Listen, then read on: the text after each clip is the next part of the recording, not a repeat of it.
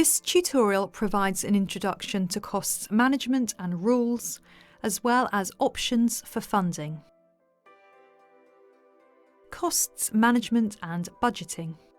In all cases, the court must have regard to the need for litigation to be conducted justly and at a proportionate cost, in accordance with the overriding objective.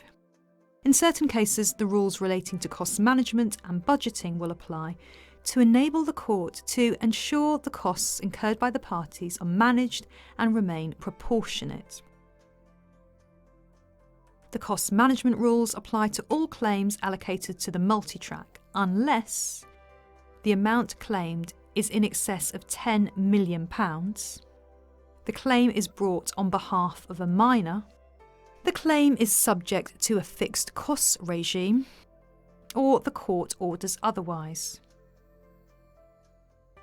In all other cases, the court has the discretion to make an order requiring the use of costs budgets, save in claims involving litigants in person.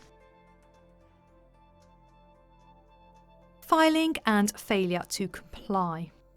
Where the costs budgeting rules apply, each party must exchange and file a costs budget in the prescribed form at least 21 days prior to the first Costs and Case Management Conference, or CCMC, unless the value of the claim is less than £50,000, in which case the costs budgets must be exchanged and filed with the directions questionnaires unless the court orders otherwise.